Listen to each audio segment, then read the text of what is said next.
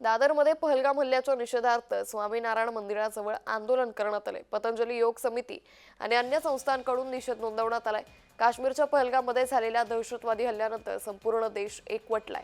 विविध ठिकाणी निदर्शनं आणि आंदोलनं केली जात आहेत। दादर पूर्वच्या स्वामीनारायण मंदिराजवळ सध्या पतंजली योग समिती आणि अन्य संस्थांकडून पहलगाम हल्ल्याच्या निषेधार्थ आंदोलन करण्यात येत आहे।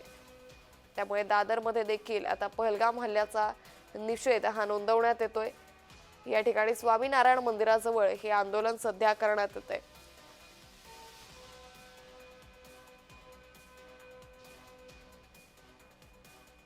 तर या संदर्भात अधिक माहिती घेऊयात आमचे प्रतिनिधी चेतन किर्दत यांच्याकडून। चेतन, आता पहलगाम हल्ल्याचा निषेध दादर या ठिकाणी करण्यात येतोय, काय अधिक माहिती?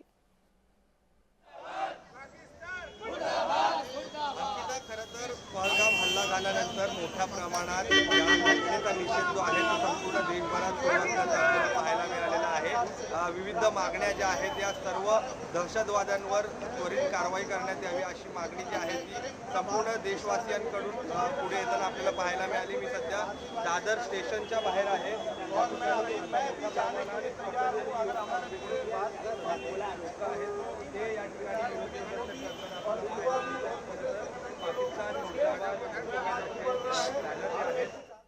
या ठिकाणी घेऊन काही मंडळी आल्याचं आपल्याला पाहायला मिळतंय। त्याचसोबत पीओके हमारा है लेकर रहेंगे अशा देखील लिहिलेला एक बॅनर जो आहे तो या ठिकाणी आपल्याला पाहायला मिळतो आहे। आपण काही लोकांशी देखील बातचीत करणार आहोत आणि त्यांची नेमकी भूमिका काय आहे, त्यांची नेमक्या मागण्या काय आहेत या देखील आपण त्यांच्याकडून जाणून घेणार आहोत।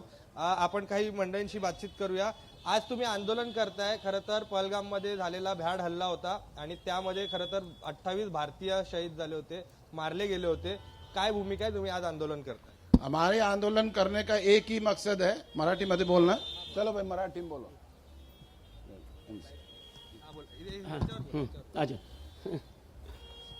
ओम, आज आम्ही आपल्या भारतातल्या लोकांना 26 लोकांना यांनी दहशतगर्दीने म्हणजे अत्याचार करून त्यांना मारलं, त्याच्या निषेधार्थ आम्ही हे आंदोलन करतोय आणि ते आंदोलन सक्सेसफुल होणार आणि आम्ही सर्व भारत सरकार नेमक्या मागण्या काय आहेत तुमच्या?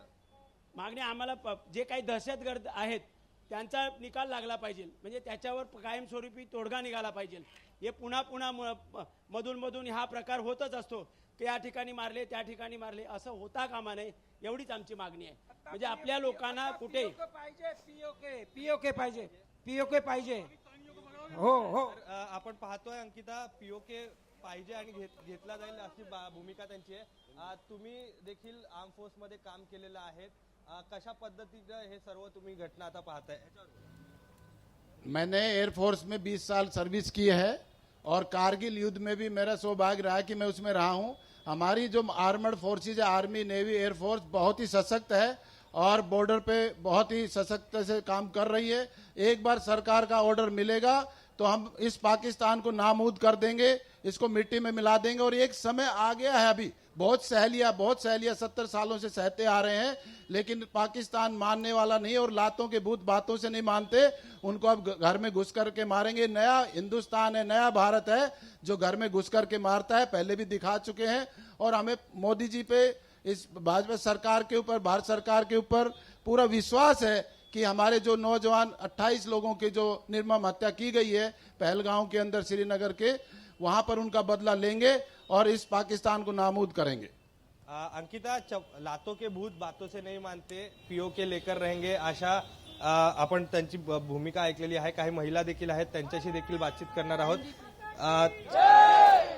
पहलगाम मध्ये हल्ला झाला होता आणि त्याच्या निषेधार्थ आता तुम्ही आंदोलन करतायत। एक सर्जिकल स्ट्राइक करना चाहिए मोदी जी को, घुस के मारेंगे उसको। हमारा देश आर्मी और डिफेंस में नंबर 4 पे आता है, फिर भी ये सब हो रहा है, ये गलत है। मोदी जी सरकार आगे आए और हमारे जो रहिवासी जो यात्री मरे हैं उनको न्याय दीजिए। नक्कीच न्याय देण्याची मागणी जी आहे ती आता हे सर्व आंदोलन करताना पाहायला मिळत आहेत। अंकिता, निश्चित चेतन, त्यामुळे एकंदरीतच आता महाराष्ट्रभर असेल त्याचबरोबर देशभरातून या घटनेच्या विरोधात आता निषेध नोंदवला जातोय। धन्यवाद चेतन, आपण दिलेल्या सविस्तर माहिती।